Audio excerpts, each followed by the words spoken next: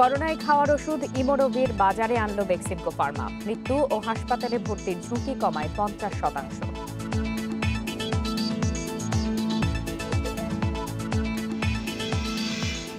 বাসে আজও ইচ্ছামতো ভাড়া নেওয়ার অভিযোগ নেই তালিকা। ট্রাক ধর্মঘট প্রত্যাহারে স্বাভাবিক হচ্ছে পণ্য পরিবহন।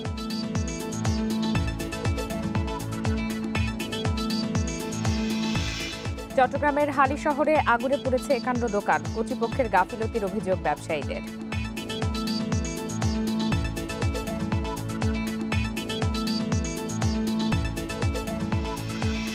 দ্বিতীয় ধাপের ইউপি নির্বাচনের শেষ দিনের প্রচারে ব্যস্ত প্রার্থীরা। শান্তিপূর্ণ পরিবেশে ভোটের আশা নির্বাচন কমিশনের।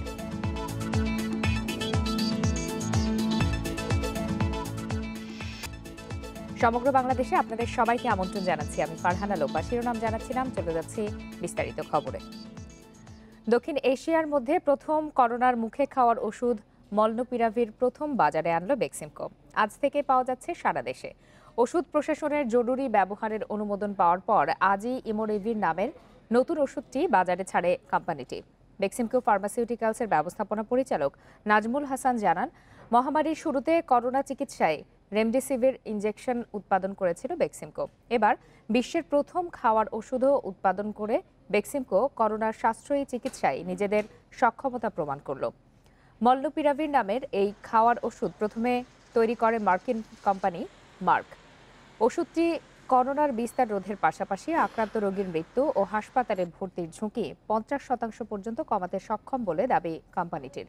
দেশের বাজারে বেক্সিমকো ছাড়া আরও কয়েকটি কোম্পানি এই ওষুধ উৎপাদনের অনুমতি চেয়েছে। তো ট্রায়ালের ফলাফল যখন আমাদের ইউকেএমএইচআরে ওনারা যখন এটি ভালো ফলাফল পেয়েছেন, তখন ওনারা এটা অ্যাপ্রুভাল দিয়েছেন এবং তার উপর ভিত্তি করেই আমরা কিন্তু এটা ইমার্জেন্সি ইউজ অথরাইজেশন দিয়েছি। এবং আমাদের দেশেও যে টেস্টটি করার কথা, আমাদের ল্যাবরেটরি ডিটেল যেটা আছে সেখানে কিন্তু টেস্টে এটা পজিটিভ ভালো রেজাল্ট পাওয়াতেই আমরা আমাদের দেশে অ্যাপ্রুভাল দিয়েছি।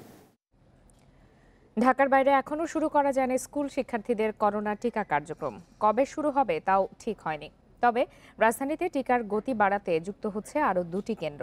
এদিকে যেসব শিক্ষার্থীর জন্মসনদ 16 সংখ্যার, সুরক্ষা অ্যাপে অপশন না থাকায় নিবন্ধন করতে পারছে না তারা। রাজধানীর 8টি স্কুল থেকে শিক্ষার্থীদের দেয়া হচ্ছে ফাইজারের টিকা। দিনে টিকা পাচ্ছে 16 থেকে 18 হাজার শিক্ষার্থী। প্রতিটি স্কুলে 25টি করে বুথ প্রস্তুত থাকলেও দেয়া হচ্ছে 10টি থেকে। দীর্ঘ লাইনে টিকা নিতে হচ্ছে শিক্ষার্থীদের টিকাদান সহজ করতে কেন্দ্র বাড়াতে চায় মাধ্যমিক ও উচ্চ শিক্ষা অধিদপ্তর। কিন্তু স্কুলে মিলছে না একসঙ্গে 10টি এসি রুম, তাই আপাতত বাড়ছে না বুথের সংখ্যাও। ফলে প্রতিদিন 40,000 শিক্ষার্থীকে টিকা দেওয়ার লক্ষ্য আপাতত পূরণ হচ্ছে না। আর ঢাকার বাইরের শিক্ষার্থীদের পূর্ণাঙ্গ তালিকা হাতে না আসায় এখনও শুরু হয়নি টিকাদান। কেন্দ্রগুলো একটু বাড়ানোর চেষ্টা করছি, চট করে বাড়ানো যাচ্ছে না। তবে আমরা আশা করছি খুব দ্রুতই আমরা অন্তত আরও 2টো কেন্দ্র বাড়াতে পারবো। সেই ক্ষেত্রে আমাদের টিকা দেওয়ার যে সংখ্যা সেটি বাড়বে, মানে দৈনিক যে সংখ্যা সেটি অনেক বেড়ে যাবে। দেশে স্কুল শিক্ষার্থী 1 কোটির বেশি হলেও সুরক্ষা অ্যাপে নিবন্ধন হয়েছে মাত্র 2.5 লাখ। নিবন্ধনের জন্য রাজধানীর 4 লাখ শিক্ষার্থীর তথ্য জমা হয়েছে মাধ্যমিক ও উচ্চ শিক্ষা অধিদপ্তরে। আর যাদের জন্মসনদ 16 সংখ্যার, তারা নিবন্ধন করতে পারছে না সুরক্ষা অ্যাপে। সব স্কুলে সব ছাত্র রেজিস্ট্রেশন করতে পারছে না। অনেকে 2বার 3বার 4বার চেষ্টা করার পরেও হচ্ছে না। এখন এটা আবার যাদের হয়নি তাদের নামের তালিকা আবার পাঠাতে বলছে। শুলো না, আমরা শুধু 17 জনই নিবন্ধন করছি। এই প্রবলেমটা আমাদের নিবন্ধন শুরু হওয়ার আগেই আমরা আজ করতে পেরেছিলাম। আমাদের স্টুডেন্টদের আমরা বলেছি তোমরা 17 ডিজে নিবন্ধন করে আসো। তবে জন্মসনদ নিয়ে জটিলতা অবসানের উদ্যোগের কথা জানিয়েছে মাধ্যমিক ও উচ্চ শিক্ষা অধিদপ্তর। আমরা ইতিমধ্যে আইসিটি মন্ত্রণালয়কে এই বিষয়ে অনুরোধ করেছি, তারা একটা ব্যবস্থা নেবেন যাতে সবাই যেরকমই থাক জন্ম নিবন্ধন নম্বর, তারা যেন এই রেজিস্ট্রেশনের কাজটি করতে পারে। দেশে 12 থেকে 17 বছর বয়সী শিক্ষার্থীদের করোনা টিকা দেয়া শুরু হয় 14 অক্টোবর। এ পর্যন্ত টিকা পেয়েছে প্রায় 1 লাখ শিক্ষার্থী। অগ্রাধিকার দেয়া হচ্ছে মাধ্যমিক ও উচ্চ মাধ্যমিক পরীক্ষার্থীদের। Hasan Misbah, independent news, Dhaka. গণপরিবহনে ভাড়া বৃদ্ধি হলেও এখনও অধিকাংশ বাসে নেই নতুন ভাড়ার তালিকা। এতে ইচ্ছামতো ভাড়া নেওয়া হচ্ছে বলে অভিযোগ যাত্রীদের। প্রায় প্রতিটি বাসেই হচ্ছে বাকবিতণ্ডা। জ্বালানি তেলের দাম বৃদ্ধির পর সিএনজি চালিত বাস চিহ্নিতকরণে প্রশাসনের তৎপরতা নেই। এ অবস্থায় পরিবহন খাতে নৈরাজ্যের জন্য বিআরটি এর উদাসীনতাকেই দায়ী করছেন পরিবহন বিশেষজ্ঞরা। নতুন ভাড়ার বিষয়ে রোববার সিদ্ধান্ত নেওয়া হলেও মঙ্গলবার দুপুর পর্যন্ত নতুন ভাড়ার চার্ট পাওয়া যায়নি বলে জানায় গণপরিবহনের চালক হেলপাররা। এ অবস্থায় তাদের বাড়তি ভাড়া নিয়ে ক্ষোভ জানায় যাত্রীরা। ভাড়ার কোনো টাইম লিমিট নেই, বাসের কোনো সিস্টেম নেই, যে যেভাবে পারছে সেভাবে ভাড়া নিচ্ছে। যারা গাড়ির ড্রাইভার, যারা কন্ডাক্টর, তারাও নির্দেশনাটা জানে না আর যাত্রীও জানে না, জাস্ট একটা পার্সেন্টেজ দিয়া সেখানে ছেড়ে দিছে। বিআরটিএ 27% ভাড়া বাড়ালেও রাজধানীর বেশিরভাগ গণপরিবহনে 50% পর্যন্ত বাড়তি ভাড়া আদায় করা হচ্ছে বলে অভিযোগ যাত্রীদের। পেট্রোলের দাম বেড়ে গেছে, তেলের দাম বেড়ে গেছে, তো সবাইকে 5 টাকা করে বা 10 টাকা করে বেশি দিতে হচ্ছে। সেদিন গেছে 20 টাকা, আজকাল 30 টাকা চাইতেছে। ভাড়ার তালিকা না থাকায় বাকবিতণ্ডা বেড়েছে বলে স্বীকার করেছে চালকরা। বাড়তি একটা যায় ঝামেলা শুরু হয়ে যাইতেছে, এরাও ভাড়া দিতে চায় না, আমাদেরও একটু কষ্ট হইতাছে ভাড়া আদায় করার জন্য। কন্ট্রাক্টরের লগে ঝগড়া হইতাছে, কথা কাটাকাটি হচ্ছে। নতুন প্রজ্ঞাপনে গ্যাস, অকটেন ও পেট্রোল চালিত যানবাহনে নতুন ভাড়া কার্যকর হবে না বলা হলেও তা তদারকিতে নেই বিআরটিএর কার্যক্রম। এ অবস্থায় সংস্থাটির গাফিলতিকেই দায়ী করছেন পরিবহন বিশেষজ্ঞরা। বিআরটিসি বাস থেকে শুরু করে প্রাইভেট সেক্টরের বাস যেগুলো চলছে সবগুলি কিন্তু ইনফরমেশন তাদের কাছে থাকার কথা ছিল, কিন্তু এই ইনফরমেশনটা তারা আসলে আমি যেটা বলবো যে যেটা নেওয়ার কথা ছিল সাধারণত তারা নিচ্ছেন না, এবং অনেক সময় ফিটনেসে গিয়েও আমরা দেখছি যে 42টা উপকরণ তাদেরকে কিন্তু যাচাই বাছাই করার কথা, সেটাও কিন্তু ঠিক মতন করছে না। বিআরটির একটা দায়িত্ব হচ্ছে একটা ডাটাবেস তৈরি করা। সেই ডাটাবেসের মধ্যে প্রত্যেকটা ভেহিকেলের যে রেজিস্ট্রেশন নাম্বার আছে সেই রেজিস্ট্রেশন নাম্বার এগেনস্টে সেটা কি সিএনজি ড্রিভেন নাকি ডিজেল ড্রিভেন সেই ইনফরমেশনগুলি রাখা। নতুন ভাড়া কার্যকরে বিআরটিএর মনিটরিংয়ের কথা থাকলেও সকাল থেকে সড়কে নেই কোনো তৎপরতা।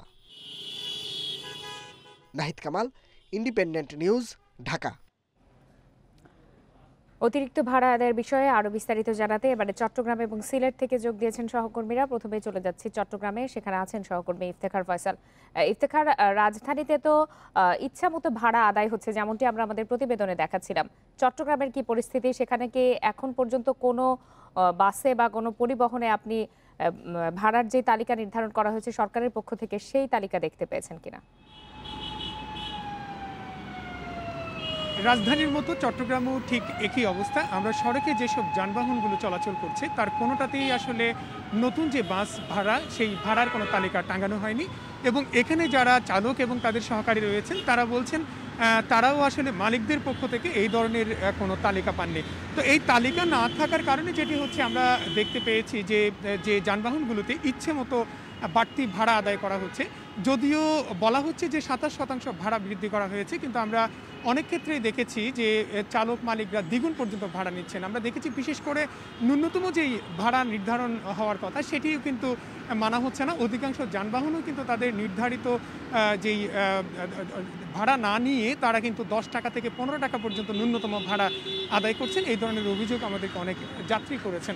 আরেকটি বিষয় হলো যে যদিও বলা হয়েছিল বিআরটিএর সঙ্গে পরিবহন নেতাদের বৈঠকের পর যে কেবলমাত্র যে ডিজেল চালিত যানবাহনগুলোতেই কেবল বাড়তি ভাড়া কার্যকর হবে, কিন্তু আমরা দেখেছি যেসব যানবাহন গ্যাসে চলাচল করে সেগুলোর ক্ষেত্রেও আসলে একই ধরনের ভাড়া বৃদ্ধি কার্যকর করা হয়েছে, এবং সেটি নিয়ন্ত্রণের জন্য আসলে যে প্রশাসনের কোনো তদারকি একেবারেই নেই, এবং সেটি কিভাবে নিয়ন্ত্রণ করা হবে সেটি নিয়েও আসলে আনুষ্ঠানিকভাবে বিআরটিএ কিংবা জেলা প্রশাসনের কোনো বক্তব্য আমরা এখনো পর্যন্ত পাইনি। তবে যদিও আজকে নতুন একটি বিষয় হলো, সেটি হলো চট্টগ্রাম মেট্রোপলিটন পুলিশের পক্ষ থেকে বলা হয়েছে তারা এই অবস্থা নিরসনের জন্য বিশেষ করে যেই ডিজেল চালিত যেসব যানবাহনগুলো রয়েছে সেগুলোকে তারা আলাদা রঙে যেই চিহ্নিত করবেন যাতে যাত্রীদের সুবিধা হয়।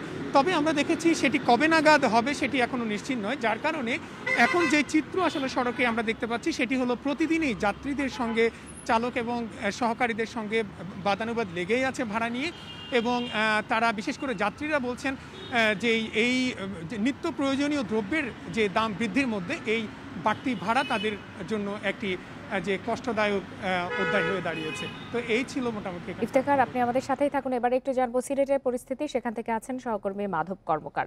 মাধব, সব জায়গাতেই একই চিত্র দেখা যাচ্ছে, বিশেষ করে যেগুলো ডিজেল ছাড়া অকটেন বা পেট্রোলে চলে সেই যানবাহনেও কিন্তু বাড়তি ভাড়া আদায় করা হচ্ছে। তো এগুলোর তদারকিতে প্রশাসনের পক্ষ থেকে কোনো ধরনের তৎপরতা সিলেটে আপনার চোখে পড়েছে কিনা? যখন আসলে প্রজ্ঞাপনটি জারি হয় তখন মূলত বলা হয়েছে যে ডিজেল চালিত যে ধরনের যানবাহন রয়েছে সেগুলোর ভাড়া বৃদ্ধি পাবে, কিন্তু এই সুযোগটি কাজে লাগিয়ে দেখা গিয়েছে যে বাস মালিকরা আসলে গ্যাসে চালান কিংবা যে বাহনগুলো গ্যাসে চলে তারাও কিন্তু দাম বৃদ্ধি করেছে। সেক্ষেত্রে আসলে কোন বাসটি ডিজেলে চলে কিংবা কোন বাসটি গ্যাসে চলছে সেটি শনাক্ত করার যাদের দায়িত্ব ছিল সেটি কিন্তু এখন পর্যন্ত তারা শনাক্ত করেন নাই। বিআরটিএ কর্তৃপক্ষ কিংবা বাস মালিক সমিতি তারা কেউ কিন্তু এই বিষয়টি এখন পর্যন্ত তদারকি করছে না, যার ফলে দেখতে পেয়েছি আমরা অনেকের কাছ থেকেই বাড়তি ভাড়া নেওয়া হচ্ছে। সিলেট মহানগরীতে যেমনটা ঢাকা বা চট্টগ্রামের মতো গণপরিবহন হিসেবে বাস চলাচল তেমন একটা করে না, কিন্তু যদি বলে থাকি সিলেট থেকে জাফলং কিংবা বিভিন্ন উপজেলাগামী যে বাসগুলো রয়েছে সেই বাসগুলোর যে লোকাল ভাড়া যেটা আসলে 20 টাকা ছিল সেটা বেরো হয়তো বা হওয়ার কথা ছিল 25 টাকা, কিন্তু নেওয়া হচ্ছে 27 থেকে 30 টাকা পর্যন্ত। তো এই ধরনের নজিরও কিন্তু রয়েছে। তো এই বিষয়গুলো তদারকি করার যাদের দায়িত্বের মধ্যে ছিল বিআরটি কর্তৃপক্ষ কিংবা ভুক্ত অধিকার কিংবা বাস মালিক সমিতি, তারা কিন্তু এই কাজগুলো করছে না। এই সুযোগটি কাজে লাগিয়ে একটি পক্ষ কিন্তু বাড়তি ভাড়া নিয়েই যাচ্ছে। তো বেশিরভাগ বাস কিন্তু বা মিনি বাস যেগুলো রয়েছে সেগুলো ডিজেলের পরিবর্তে মূলত চলাচল করে গ্যাসে। তারপরেও এই ডিজেলের দাম বৃদ্ধির কারণে কিংবা প্রজ্ঞাপন অনুযায়ী কিন্তু অধিকাংশ বাস চালকরাই বাড়তি ভাড়া নিচ্ছে বা বাস মালিকরা বাড়তি ভাড়া নিচ্ছে বলে আমাদের কাছে অভিযোগ রয়েছে। চট্টগ্রাম এবং সিলেট থেকে জানাচ্ছিলেন সহকর্মীরা। 30% ভাড়া বাড়ানোর আশ্বাসে ট্রাক, কাভার্ড ভ্যান মালিক শ্রমিকরা ধর্মঘট প্রত্যাহার করায় স্বাভাবিক হতে শুরু করেছে পণ্যবাহী যান চলাচল। সকাল থেকে চট্টগ্রাম বন্দরের বিভিন্ন গেটে দেখা গেছে পণ্যবাহী যানের দীর্ঘ সারি। বন্দর থেকে আমদানি পণ্য নিয়ে ছেড়ে গেছে ট্রাক ও কাভার্ড ভ্যান। শুক্রবার থেকে টানা 3 দিনের ধর্মঘটে পণ্যবাহী যান চলাচল বন্ধ থাকায় চট্টগ্রাম বন্দরে প্রায় 40,000 কন্টেইনার জমে যায়। ট্রাক চলাচল শুরু হওয়ায় স্বস্তি ফিরেছে ব্যবসায়ীদের মধ্যে। এদিকে বেনাপোল ট্রাক মালিক সমিতি ও সিএনএফ সংশ্লিষ্টরা ধর্মঘট প্রত্যাহারের পর থেকে বেনাপোল বন্দর থেকে কয়েকশো পণ্যবাহী যানবাহন বিভিন্ন গন্তব্যে ছেড়ে গেছে। অন্যদিকে 4 শতাধিক ট্রাক রপ্তানি পণ্য নিয়ে প্রবেশ করেছে বেনাপোলে। চট্টগ্রামের হালিশহর গোডাউন বাজারে আগুনে পুড়ে গেছে 51টি দোকান। এতে শীতকালীন পোশাক সহ বিভিন্ন মালামাল পুড়ে গেছে। ব্যবসায়ীদের অভিযোগ, কর্তৃপক্ষের গাফিলতির কারণে আগুন লেগেছে। টানা 1 সপ্তাহ বিদ্যুৎ সংযোগ না থাকায় বিকল্প ব্যবস্থায় বিদ্যুৎ সংযোগ নেওয়া হয়। সেখান থেকে আগুনের সূত্রপাত বলে ধারণা করা হচ্ছে। সকাল 8টায় বাজারে আসেননি বেশিরভাগ দোকানি। এ সময় বাজারের একটি দোকানে আগুন জ্বলতে দেখে আশপাশের লোকজন। স্পোকের মাধ্যমেও হতে পারে বা এখানে ভিতরে কোনো অন্য কিছু হলেও হতে পারে। ফায়ার সার্ভিসের 2টি ইউনিট ঘটনাস্থলে পৌঁছে 2 ঘন্টার চেষ্টায় আগুন নিয়ন্ত্রণে আনে। ততক্ষণে পুড়ে যায় শীতকালীন পোশাকের দোকান সহ অন্তত 51টি দোকান। এটা আমাদের একটু দেখতে হবে, তো প্রত্যেকের কি ছিল এটা আমরা তদন্ত সাপেক্ষে দিব। ক্ষতি উদ্ধার কারণ তদন্ত সাপেক্ষে। প্রত্যেকের দোকানে কি ছিল না ছিল 51টা দোকান যোগ না করে আমি কিভাবে বলতে পারবো। দোকান মালিকদের অভিযোগ, 1 সপ্তাহ ধরে বাজারে বিদ্যুৎ সংযোগ ছিল না। বিষয়টি সংশ্লিষ্টদের জানানো হলেও কোনো ব্যবস্থা নেয়নি তারা। বিকল্প বিদ্যুৎ সংযোগ আনেন দোকানদাররা। 1 সপ্তাহ ধরে এদের বলতেছি প্রতিদিন কারেন্টের তার ঠিক করে না বললে আমার না ওরা এড়িয়ে যায়। ফার্স্ট টাইম যখন কারেন্টে আগুন লাগছিল এদেরকে বলা হয়েছিল, সেরকম ভাবে রেসপন্স করে নাই। এখন দেখেন সবকিছু পুরো শেষ হয়ে গেছে। এর আগেও এখানে আগুনের ঘটনা ঘটেছে, কিন্তু সংশ্লিষ্টদের জানানো হলেও কোনো ব্যবস্থা নেয়নি বলে অভিযোগ দোকান মালিকদের। Ahsan Riton, Independent News, Chittagong. ক্ষমতাসীন দল মনোনীত ও দলের বিদ্রোহী প্রার্থীদের পাল্টাপাল্টি অভিযোগের মধ্য দিয়ে চলছে ইউপি নির্বাচনের শেষ দিনের প্রচারণা। ভোটারদের কাছে নানা উন্নয়নের প্রতিশ্রুতি দিচ্ছেন প্রার্থীরা। নির্বাচন কমিশন বলছে, শান্তিপূর্ণ পরিবেশে ভোট গ্রহণের সব ধরনের ব্যবস্থা নেওয়া হয়েছে। আগামী 1 নভেম্বর দ্বিতীয় ধাপে 846 ইউনিয়ন পরিষদে ভোট অনুষ্ঠিত হবে। দীর্ঘদিন পর তৃণমূলের ভোট, তাই গ্রামগঞ্জের হাটবাজারে প্রচারণা তুঙ্গে। দিনব্যাপী চলছে মাইকিং। নির্বাচন ঘিরে এই চিত্র পাবনার সুজানগর উপজেলার 10 ইউনিয়ন পরিষদের। প্রতীক পাওয়ার পর প্রার্থীরা জোরে সোরে নেমেছেন মাঠে। তবে আছে নির্বাচনী প্রচারণায় বাধা দেওয়ার পাল্টাপাল্টি অভিযোগ। যার যার ভোট সেই যার যাকে খুশি তাকে দিবে। সরকার যদি সুষ্ঠু ভোটের একটা করে দেয় তাহলে আমি বিপুল ভোটে জিতব। এলাকার উন্নয়নে কাজ করবে এমন প্রার্থী বেছে নিতে চান ভোটাররা। আমরা শান্তিপূর্ণভাবে ভোট দেব, যাকে খুশি তাকে দেব। দেশ একতা যৌথভাবে বসবাস করতে পারবি, আমরা সেইটাই প্রত্যাশা করি। সুষ্ঠু নির্বাচনের স্বার্থে এরই মধ্যে সব প্রস্তুতি নেওয়া হয়েছে বলছে জেলা নির্বাচন কর্মকর্তা। এই নির্বাচন অবাধ, নিরপেক্ষ, সুষ্ঠু এবং আইনানুগভাবে সম্পন্ন করার জন্য নির্বাচন কমিশন ইতিমধ্যে সকল প্রস্তুতি সম্পন্ন করেছে। প্রতীক বরাদ্দের পর থেকেই প্রচারে মুখর গোপালগঞ্জের কাশিয়ানী উপজেলার 14 ইউনিয়ন। পোস্টার ব্যানারে ছেয়ে গেছে অলিগলি। প্রার্থীরা ছুটছেন ভোটারদের দুয়ারে। রাতল ইউনিয়নকে একটা মাদক মুক্ত ইউনিয়ন হিসেবে ঘোষণা করতে পারি। স্থানীয় সরকারের যে কাজগুলো, সেই কাজগুলো ঠিকঠাকভাবে করাটাই বড় প্রতিশ্রুতি। দ্বিতীয় ধাপে জয়পুরহাটের আক্কেলপুর উপজেলায় 6টি ও খেতলাল উপজেলায় 2টি ইউনিয়নে প্রচার চলছে জোরে সোরে। সরকার দলীয় প্রার্থীরা সুবিধাজনক অবস্থানে থাকলেও বিদ্রোহী প্রার্থীরা রয়েছে চাপের মুখে। জোর করে ভোট নিতে হবে না, জিন্দাপি ভালোবেসে আমাকে ভোট দিবে, এই ধরনের কোনো হয় গন্ডগোল জিন্দাপি হবে না। বর্তমান সরকারের বোধোদয় হবে, তারা নিরপেক্ষ একটা নির্বাচন ব্যবস্থার সৃষ্টি করবে। এদিকে যশোরের শার্শা ডিহি ইউনিয়নে প্রার্থীর ছড়াছড়িতে হাঁপিয়ে উঠছে ভোটাররা। একই ইউনিয়নে প্রতিদ্বন্দ্বিতা করছে 11 জন, সবাই দিচ্ছেন উন্নয়নের প্রতিশ্রুতি। Shamima Rahman, independent news. আসন্ন নির্বাচনে আরো জানাতে এবারে জয়পুরহাট ও যশোর থেকে যোগ দিয়েছেন সহকর্মীরা। শুরুতেই চলে যাচ্ছি জয়পুরহাটে, সেখানে আছেন আবেদুল মোমেন মুনি। আবেদুল, এই যে 11 নভেম্বরের যে নির্বাচন, আজ প্রচারের শেষ দিন, শেষ দিনের প্রচারে আসলে প্রার্থীরা কি ধরনের প্রতিশ্রুতি দিচ্ছেন?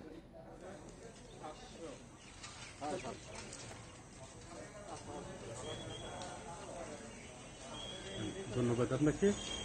যেমনটি বলছিলেন, আগামী 11 নভেম্বর জয়পুরহাটের 2টি উপজেলায় যে নির্বাচন, এই নির্বাচনে সরকার দলীয় প্রার্থীরা কিন্তু বরাবরের মতোই প্রতিশ্রুতি, মানে তাদের উন্নয়নমূলক প্রতিশ্রুতি দিয়ে যাচ্ছেন। আর পক্ষান্তরে যারা এখানে একটু আপনাকে আগে বলে রাখি যে জয়পুরহাটের এই আক্কেলপুরের 6টি ইউনিয়ন এবং খেতলালের 2টি ইউনিয়নে নির্বাচন হচ্ছে।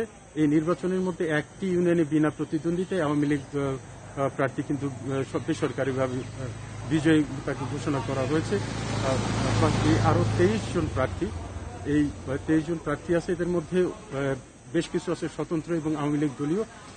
এরা কিন্তু আওয়ামী লীগের প্রার্থীরা তাদের উন্নয়নমূলক প্রতিশ্রুতি দিয়ে গেলেও মানে বিশেষ করে এই যারা স্বতন্ত্র বিদ্রোহী প্রার্থী, এরা কিন্তু বরাবর মানে অভিযোগ করে যাচ্ছে যে সুষ্ঠু নির্বাচন নিয়ে একটু শঙ্কা প্রকাশ করে যাচ্ছে।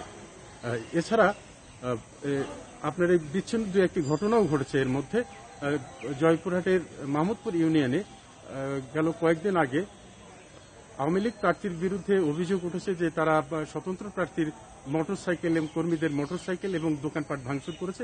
পাল্টা অভিযোগ করেছে আবার আওয়ামী লীগের প্রার্থীরাও যে তাদেরও কর্মীদের এরকম দু একটি বিচ্ছিন্ন ঘটনা ঘটলেও এরা স্থানীয়ভাবে প্রশাসনিক এবং কর্মকর্তা, পুলিশ প্রশাসন, তারা কিন্তু আলাপ আলোচনার ভিত্তিতেই এই জিনিসগুলো সমাধান করে ফেলেছেন এবং উপজেলা বিশেষ করে নির্বাচন অফিস এর মধ্যে মানে সম্পূর্ণ নির্বাচনী প্রস্তুতি গ্রহণ করে ফেলেছেন।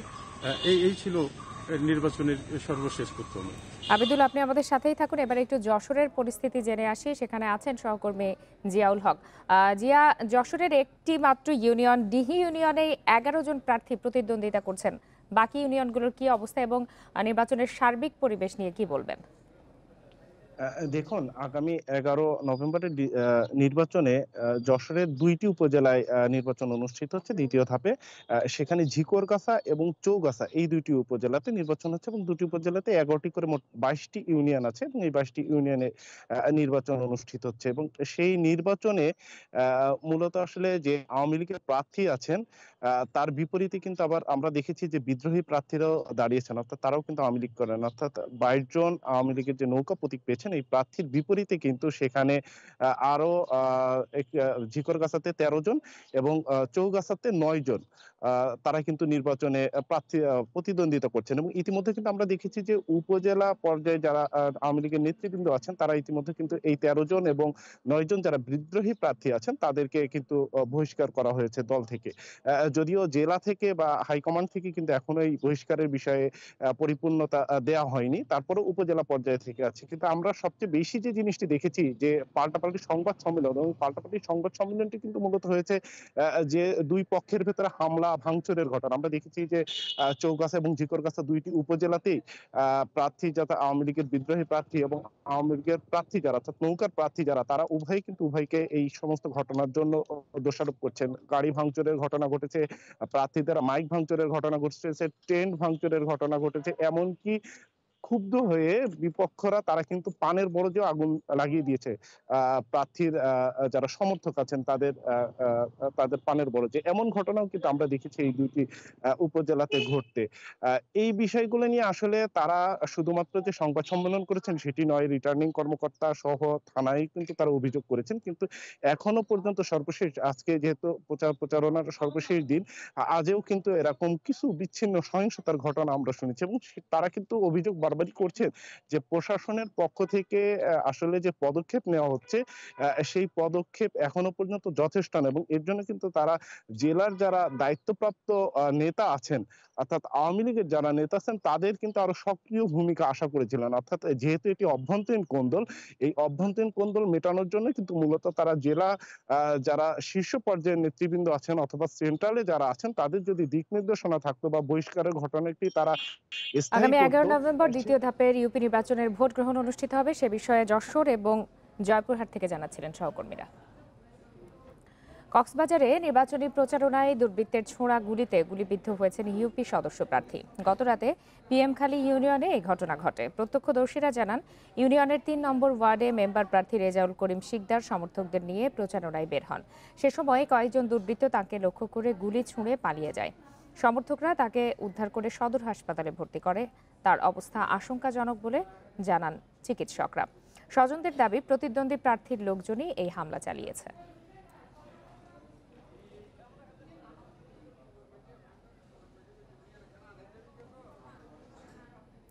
এদিকে পিরোজপুর সদর উপজেলার শঙ্করপাশা ইউনিয়নে নির্বাচনী সহিংসতায় যুবলীগ নেতা গুলিবিদ্ধ হওয়ার ঘটনায় স্বতন্ত্র চেয়ারম্যান প্রার্থী নাসির উদ্দিন মাতুব্বর সহ 9 জনকে গ্রেপ্তার করেছে পুলিশ।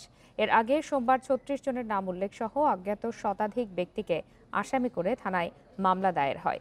পুলিশ জানায় এজাহারভুক্ত 9 জনকে গ্রেপ্তার করা হয়েছে, অন্যদের গ্রেপ্তারের চেষ্টা চলছে। রবিবার বিকালে নির্বাচনী সভা থেকে ফেরার পথে নৌকার প্রার্থী তোফাজ্জল হোসেন মল্লিক ও তার সমর্থকদের ওপর হামলা চালায় স্বতন্ত্র প্রার্থী নাসির উদ্দিন মাতুব্বরের লোকজন। এতে পৌর যুবলীগের সাধারণ সম্পাদক ফয়সাল মাহবুব শুভ গুলিবিদ্ধ হন। চট্টগ্রামের লালখান বাজার এলাকায় পাহাড় কেটে বাড়ি নির্মাণ ও মসজিদের টাকা আত্মসাৎ সহ নানা অভিযোগে সাবেক ওয়ার্ড কাউন্সিলর আবুল ফজল কবির আহমদ মানিক সহ 4 জনের বিরুদ্ধে মামলা করেছে দুদক। দুপুরে দুদক সমন্বিত জেলা কার্যালয়ের সহকারী পরিচালক আবু সাইদ এই মামলাটি দায়ের করেন। মামলায় উল্লেখ করা হয়, সাবেক কাউন্সিলর মানিক লালখান বাজার এলাকায় জেলা প্রশাসনের মালিকানাধীন পাহাড়ে বাংলো তৈরি করেছেন। একই সাথে সেখানে 2টি পানির হাউসে দীর্ঘদিন ধরে মাছ চাষ করছেন তিনি। এছাড়া পাহাড় কেটে 13টি ঘর নির্মাণ করে নিম্ন আয়ের লোকজনদের কাছে ভাড়া দিয়ে সেখান থেকে ভাড়া তুলছিলেন তিনি। এছাড়া লালখান বাজার কেন্দ্রীয় মসজিদের সাধারণ সম্পাদকের যোগ সাজশে দোকান বরাদ্দের নামে 45 লাখ টাকা হাতিয়ে নেয়ার অভিযোগ করা হয় সাবেক এই ওয়ার্ড কাউন্সিলরের বিরুদ্ধে।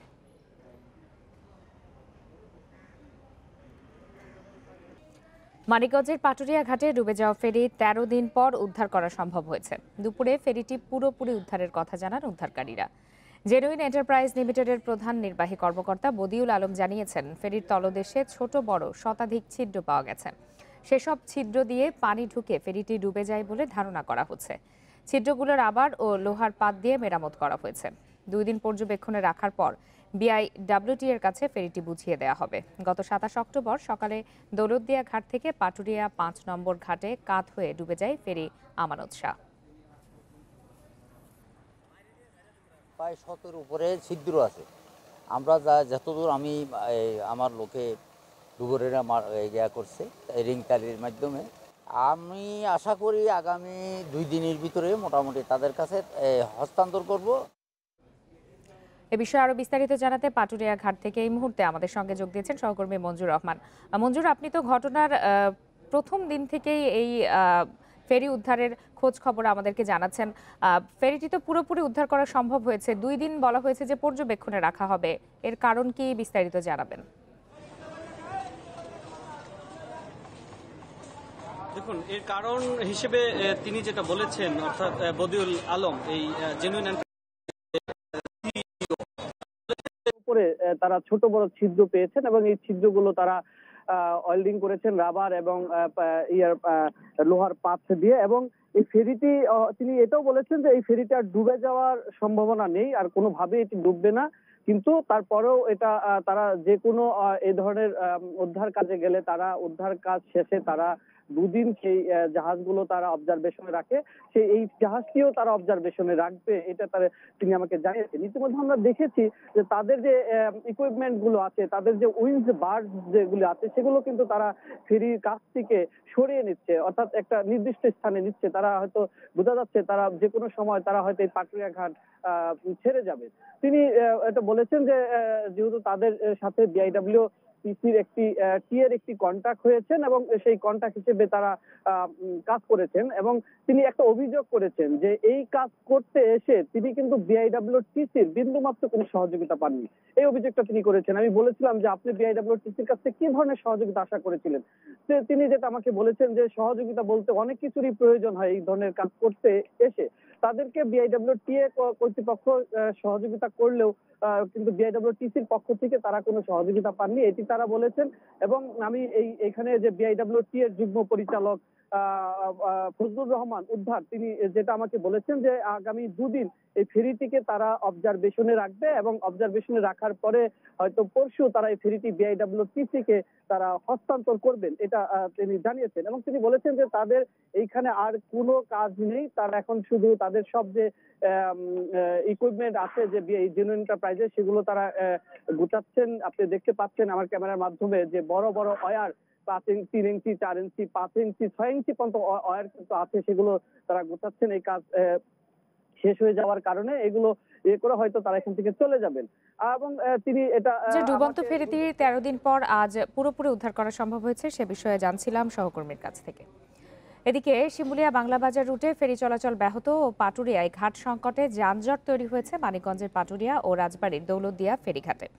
পাটুরিয়া 0 পয়েন্ট থেকে আড়পাড়া পর্যন্ত প্রায় 5 কিলোমিটার এলাকায় গাড়ির দীর্ঘ সারি দেখা গেছে। নদী পাড়ের অপেক্ষায় এসে ঘন্টার পর ঘন্টা অপেক্ষা করে দুর্ভোগে রয়েছেন চালক ও যাত্রীরা। এদিকে দৌলতদিয়া ঘাটে পাড়ের অপেক্ষায় রয়েছে 3 কিলোমিটার এলাকা জুড়ে যাত্রী ও পণ্যবাহী পরিবহনের চাপ। বিআইডব্লিউটিসির দৌলতদিয়া ঘাট শাখার ব্যবস্থাপক শিহাব উদ্দিন জানিয়েছেন এই রুটে 20টি ফেরির মধ্যে 17টি ফেরি চালু রয়েছে। সমস্যা আছে, আমাদের খরচ বেড়ে যাইতেছে, আমরা উল্টে দেখা যাইতেছে মহাজনের কাছে দিনা হয়ে যাইতেছি। বিকাল হয়ে গেলে এখন পর্যন্ত কোনো গাড়ি আমাদের যাইতেছে না। এইভাবে দামে বসে থাকলে আমাদের গাড়ি অনেক সমস্যা হয়, ভালো গাড়ি হয়তো সময়তে স্টার্ট হয় না। জামালপুরে ট্রাক ও অটোরিকশার সংঘর্ষে 2 জন নিহত হয়েছেন, আহত হয়েছেন আরও 2 জন। ভোরে জামালপুর টাঙ্গাইল মহাসড়কের নারিকেলিতে এই দুর্ঘটনা ঘটে। নিহতরা হলেন জামালপুর সদরের ছোনটিয়া এলাকার মিন্টু মিয়া এবং আবুল কালাম আজাদ। পুলিশ জানায় ভোরে জামালপুর থেকে ঘাটাইলগামী অটোরিকশার সাথে একটি ট্রাকের সংঘর্ষ হয়। এতে ঘটনাস্থলেই 2 জন মারা যান। আহত আব্দুস সাত্তার ও মোশাররফ হোসেনকে জামালপুর জেনারেল হাসপাতালে ভর্তি করা হয়েছে।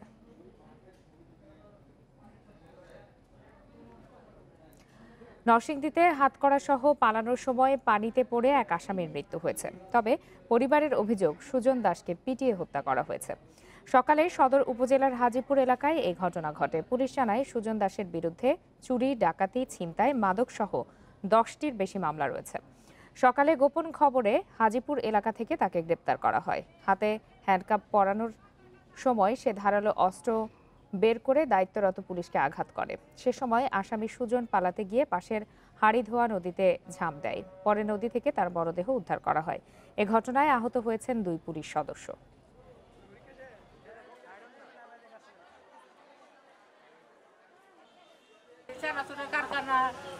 শ্রমিক টমিক বাইরেছে পরা পুলিশও মারছে মাইরা আর মাইরা গুল্লি করতে অনেক মাইরা চলে মিলে ফেলাই দিচ্ছি ব্রিজের সামনে ব্রিজের নিচে ফেলাই রাখছি। শেরপুরের গারো পাহাড়ে একটি বন্য হাতির মরদেহ পাওয়া গেছে। ভোরে শ্রীবর্দী উপজেলার একটি বাড়ির টিলার কাছ থেকে হাতিটির মরদেহ পাওয়া যায়। স্থানীয় আমির উদ্দিনের সবজি বাগানের বিদ্যুতায়িত জিআই তারের বেড়ার সাথে জড়িয়ে হাতিটি মারা যায় বলে প্রাথমিকভাবে ধারণা বন বিভাগের। হাতিটির মৃত্যুর কারণ জানতে আলামত সংগ্রহ করা হয়েছে। মৃত্যুর কারণ নিশ্চিত হওয়ার পর এ বিষয়ে ব্যবস্থা নেওয়া হবে বলে জানান বন কর্মকর্তা এবং উপজেলা নির্বাহী কর্মকর্তা। নিষিদ্ধ হলেও শেরপুরের সীমান্ত এলাকায় বন্য হাতির উপদ্রব থেকে বাঁচতে বাড়িঘর ও ফসলের ক্ষেতের চারপাশে বিদ্যুতায়িত জিআই তার লাগান স্থানীয়রা। এসব জিআই তারে জড়িয়ে প্রায়ই হাতি মৃত্যুর ঘটনা ঘটছে।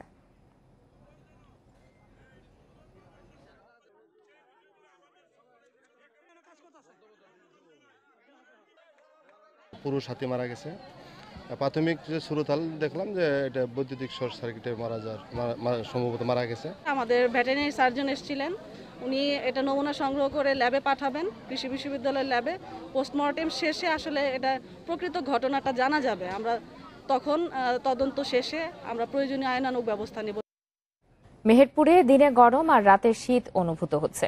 আবহাওয়া পরিবর্তনের সাথে সাথে বেড়েছে ঠান্ডাজনিত নানা রোগের প্রকোপ। আক্রান্তের বেশিরভাগই শিশু।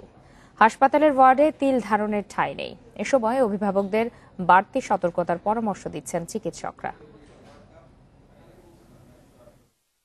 250 শয্যার মেহেরপুর জেনারেল হাসপাতালের দৃশ্য এটি। শয্যা না পেয়ে বেশিরভাগ শিশুরই ঠাঁই হয়েছে বারান্দায়। প্রতিদিনই ভর্তি হচ্ছে নতুন নতুন রোগী। বর্তমানে শিশু ওয়ার্ডে 20 শয্যার বিপরীতে ভর্তি হয়েছে 150 শতাধিক রোগী। বারান্দায় চিকিৎসা নেওয়ার কারণে নানা সমস্যার সম্মুখীন হতে হচ্ছে অভিভাবকদের। ঠান্ডা, কাশি, জ্বর, ব্রঙ্কাইটিস সহ নানা রোগে আক্রান্ত হচ্ছে শিশুরা। এছাড়া হাসপাতালের বহির্বিভাগেও লম্বা লাইনে চিকিৎসা সেবা নিতে এসে পোহাতে হচ্ছে ভোগান্তি। এখানে আসার পরে আমরা ভেতরে বেড পাইনি, যাইতে হয়। বাইরে আমাদের সিট দেওয়া হয়েছে। এখানে আমাদের বাচ্চার অসুবিধা হচ্ছে ঠান্ডাতে, মশার কামড় আছে। এখানে ঠান্ডা লেগেছে, জ্বর এসছে আর কাশি হয়েছে অতিরিক্ত। গ্রামে ডাক্তারকে দেখানো হয়েছিল, ভালো হয়নি। রোগীর চাপ বৃদ্ধি পাওয়ায় চিকিৎসা সেবা দিতে হিমশিম খাচ্ছে দায়িত্বরতরা। গত কয়েকদিন ধরে রোগীর চাপ বেশি, যেটা মানে আবহাওয়া চেঞ্জের কারণে এটা বেশি হচ্ছে। আর এতে অনেক রোগী আমাদের মোটামুটি যেগুলো আমরা করছি সিস্টার। আবহাওয়া পরিবর্তনে হাসপাতালের শিশু ওয়ার্ডে রোগীর সংখ্যা বৃদ্ধি পেয়েছে বলে জানান এই চিকিৎসক। অনেক রোগী এখানে বর্তমান ঠান্ডাজনিত কারণের জন্য নিউমোনিয়া এবং ঠান্ডাজনিত অনেক রোগ, অ্যাজমা এগুলোতে ভুগছে। আমাদের এখানে কনসালটেন্ট মহোদয়রা আছেন, তারা যথাসময়ে তাদেরকে চিকিৎসা সেবা দিয়ে যাচ্ছেন। হাসপাতালের হিসেবে গত এক সপ্তাহে চিকিৎসা নিয়েছে 6 শতাধিক শিশু, আর বহির্বিভাগে প্রতিদিন চিকিৎসা নিচ্ছে 1000-এরও বেশি রোগী। Independent news desk. আগামী 15 নভেম্বর থেকে সীমিত আকারে ট্যুরিস্ট ভিসা দেয়া শুরু করবে ভারত। সাধারণত 120 দিনের জন্য ভিসা দেয়া হলেও আপাতত 30 দিনের ভিসা দেয়া হবে। সকালে ভারতে যাওয়ার পথে ব্রাহ্মণবাড়িয়ার আখাউড়া স্থলবন্দরে এসব কথা জানান ঢাকায় নিযুক্ত ভারতীয় হাইকমিশনার বিক্রম দোরাই স্বামী। আখাউড়ায় তাকে স্বাগত জানান উপজেলা নির্বাহী কর্মকর্তা রুমানা আক্তার এবং থানার ওসি মিজানুর রহমান। 10 মিনিট অবস্থান করার পর তিনি ভারতে চলে যান। করোনা মহামারীর কারণে 1.5 বছর ধরে ভ্রমণ ভিসা বন্ধ রেখেছে ভারত।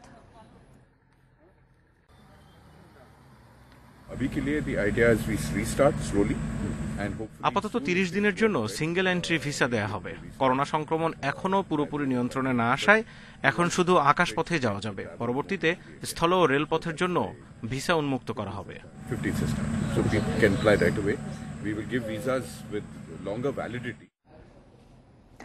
জাহাঙ্গীরনগর বিশ্ববিদ্যালয়ের 2020-21 শিক্ষাবর্ষের স্নাতক শ্রেণীতে ভর্তি পরীক্ষা শুরু হয়েছে। এবছর 1089টি আসনের বিপরীতে আবেদন করেছেন 3,07,978 শিক্ষার্থী। সকাল 9টায় ডি ইউনিটের জীববিজ্ঞান অনুষদের পরীক্ষার মাধ্যমে শুরু হয় প্রথম বর্ষের ভর্তি পরীক্ষা। 5টি শিফটে এই পরীক্ষা চলে বিকাল 4টা পর্যন্ত। প্রতি শিফটে পরীক্ষার জন্য সময় নির্ধারণ করা হয়েছে 45 মিনিট করে। এবছর বিশ্ববিদ্যালয়ের 6 অনুষদের অধীনে 34টি বিভাগ ও 3টি ইনস্টিটিউটে ভর্তি পরীক্ষা হবে। আগামী 21 নভেম্বর পর্যন্ত চলবে এই পরীক্ষা।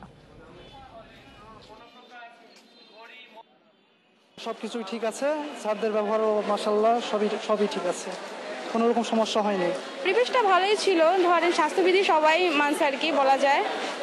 ম্যাডাম বা স্যারদের সবার ব্যবহার অনেক ভালো ছিল, খুব খুশি লাগলো এখানে এসে। মেধা ও যোগ্যতার ভিত্তিতে মাত্র 103 টাকা খরচ করে পুলিশ কনস্টেবল পদে চাকরি হয়েছে রাজশাহীর 54 জন তরুণ তরুণীর। সোমবার রাত 12:30টার দিকে জেলা পুলিশ লাইন সম্মেলন কক্ষে এই নিয়োগের চূড়ান্ত ফলাফল ঘোষণা করা হয়। প্রাথমিকভাবে ৯,৬৫৬ জন চাকরির জন্য আবেদন করলেও লিখিত পরীক্ষা দেয় ২,১৬০ জন। এর মধ্য থেকে মেধার ভিত্তিতে চূড়ান্ত করা হয় 54 জনকে, যেখানে স্থান পেয়েছেন 8 জন নারীও। মাত্র 2 দিনেই যাচাই বাছাই শেষে এই নিয়োগ কার্যক্রম সম্পন্ন করে পুলিশ প্রশাসন। পুলিশের নিয়োগ প্রক্রিয়ায় স্বচ্ছতা ফেরাতে আগামীতে একই ধারা অব্যাহত থাকবে বলে জানিয়েছেন পুলিশ সুপার।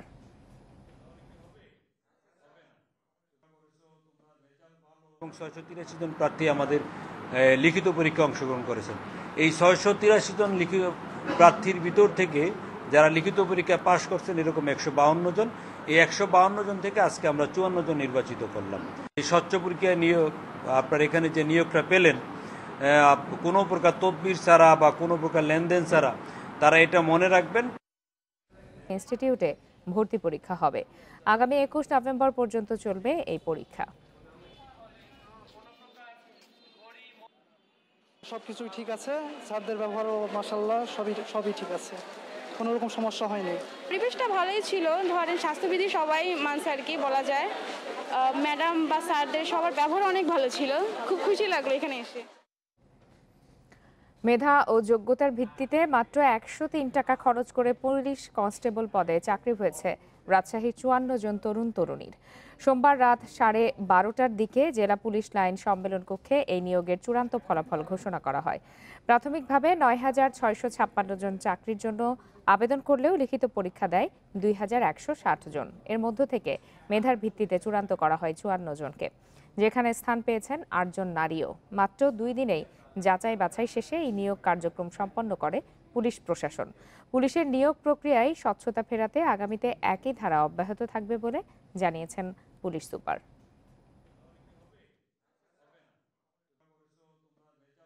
683 জন প্রার্থী আমাদের লিখিত পরীক্ষায় অংশগ্রহণ করেছেন। এই 683 জন লিখিত প্রার্থীর ভিতর থেকে যারা লিখিত পরীক্ষায় পাশ করছেন এরকম 152 জন। এই 152 জন থেকে আজকে আমরা 54 জন নির্বাচিত করলাম। এই স্বচ্ছ পরীক্ষায় নিয়োগ, আপনার এখানে যে নিয়োগটা পেলেন, কোনো প্রকার তদবির ছাড়া বা কোনো প্রকার লেনদেন ছাড়া, তারা এটা মনে রাখবেন। বন্যা নিয়ন্ত্রণ বাঁধে ভাঙনের কারণে বরিশাল অঞ্চলে প্রতি বছরই বাড়ছে বন্যা কবলিত এলাকা। এবছর বিভাগের 91টি নদীতে বাঁধের 79টি পয়েন্টে নতুন করে ভাঙন দেখা দিয়েছে। বাঁধ সংস্কার ও রক্ষা কাজে প্রতি বছর গড়ে 100 কোটি টাকা ব্যয় হচ্ছে বলছে পাওবো। তবে তেমন কোনো সুফল না মেলায় নতুন বাঁধ নির্মাণের দাবি ভুক্তভোগীদের। নদীপথে বরিশালে প্রবেশদ্বার হিসেবে পরিচিত সদর উপজেলার শায়েস্তাবাদে এই রক্ষা বাঁধ নির্মিত হয় 1996 সালে। তবে দফায় দফায় ভাঙনে এখন বিপর্যস্ত বাঁধটি। 11.5 কিলোমিটার দীর্ঘ বাঁধের 3.5 কিলোমিটার অংশে রয়েছে ফাটল। স্বাভাবিক জোয়ারের সময় বাঁধের ভাঙা অংশ দিয়ে পানি ঢুকে প্লাবিত হচ্ছে বিস্তীর্ণ এলাকা। এ পর্যন্ত 4 দফা সংস্কার করেও ঠেকানো যায়নি ভাঙন। বাঁধ ভাঙ্গার আমাদের এই ঘর বাড়ি শেষ হয়ে গেছে, তারপরে জমি জমার ধান পান নষ্ট হয়ে গেছে, ধান পান বিস্ফেরা এটি নষ্ট হয়ে যেতেছে। তারপর ঘর বাড়িতে আমার বিভিন্ন সমস্যা। স্যার, আমি নদীর কাছে আমার বাসা, আমার ঘর বাড়িতে আমি ভাত খেতে পাই, পানি উঠতে যায় আমার ঘরে। পাওবর তথ্য মতে বরিশালের 6 জেলায় বন্যা নিয়ন্ত্রণ, নদী রক্ষা ও উপকূলীয় বাঁধে 361 পয়েন্টে ফাটল রয়েছে। বাঁধ নির্মাণ ও রক্ষণাবেক্ষণে অযত্ন ও অবহেলার অভিযোগ ভুক্তভোগীদের। এই বাঁধ ভাঙাতে আমাদের অনেক সমস্যা হইতেছে, কৃষির, বাড়িঘর, আমাদের জমি জমা, অনেক কিছু। রাস্তা ডাইবে যেতেছে, ভাঙে যেতেছে। বাঁধের কাজ যেভাবে হওয়ার কথা ছিল সেভাবে বাঁধ ওইভাবে নির্মাণ হয় নাই, যার জন্য পানির স্রোতে বাঁধ ভেঙে গিয়ে বসতি, ঘরবাড়ি, তারপরে জমি জমার ফসল টসল সবকিছু নষ্ট হয়ে যেতেছে। পাওবো বলছে গত অর্থ বছরে প্রায় 100 কিলোমিটার বাঁধ মেরামতের কাজ হয়েছে। এই অর্থ বছরে রয়েছে শতাধিক বাঁধ সংস্কার প্রকল্প। নদী তীরও ক্ষতিগ্রস্ত হচ্ছে, বাঁধও ক্ষতিগ্রস্ত হচ্ছে। তবে আমরা একটা প্রজেক্ট তৈরি করে ফেলেছি বাঁধ এবং তার সঙ্গে নদী তীর সংরক্ষণ কাজেরও প্রস্তাবনা দিয়েছি।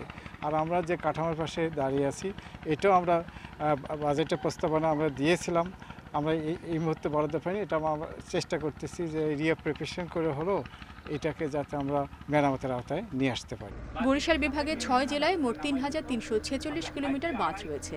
এর মধ্যে বন্যা নিয়ন্ত্রণ বাঁধ ৭৫৯ কিলোমিটার, বাকিগুলো নদী রক্ষা ও উপকূলীয় বাঁধ। Independent news desk.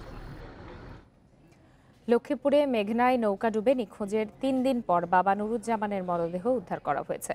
সকালে উপজেলার মাতব্বরহাটের মেঘনা নদীর পাড় থেকে মরদেহটি উদ্ধার করে পুলিশ। সকালে মরদেহটি ভেসে উঠতে দেখে পুলিশে খবর দেয় স্থানীয়রা।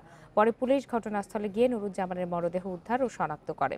রবিবার ভোরে নদীতে মাছ ধরার সময় একটি পন্টুনের সঙ্গে ধাক্কায় ৬ জন সহ একটি নৌকা ডুবে যায়। সে সময় ৪ জেলে সাঁতরে তীরে আসতে পারলেও বাবা ছেলে নিখোঁজ হন।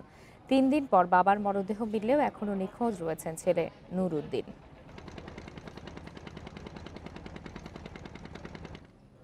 আধিপত্য বিস্তার নিয়ে চট্টগ্রামের বায়েজিদে টেক্সটাইল ইনস্টিটিউটে ছাত্রদের দুই পক্ষের মারামারিতে ১০ জন আহত হয়েছে। এ ঘটনায় ১০ জনকে গ্রেপ্তার করেছে পুলিশ। এরই মধ্যে হল বন্ধ ঘোষণা করা হয়েছে। কর্তৃপক্ষ জানায় টেক্সটাইল ইনস্টিটিউটে নোয়াখালী ও কুমিল্লা গ্রুপ নামে দুই পক্ষের মধ্যে দীর্ঘদিন ধরে আধিপত্য বিস্তার নিয়ে বিরোধ চলে আসছিল। সোমবার রাতে কথা কাটাকাটির এক পর্যায়ে দুপক্ষের সমর্থকদের মধ্যে শুরু হয় মারামারি। পরে পুলিশ গিয়ে পরিস্থিতি নিয়ন্ত্রণে আনে। এ সময় আহত ১০ জনকে চট্টগ্রাম মেডিকেল কলেজ হাসপাতালে ভর্তি করা হয়। এ ঘটনায় ৩ সদস্যের তদন্ত কমিটি গঠন করা হয়েছে।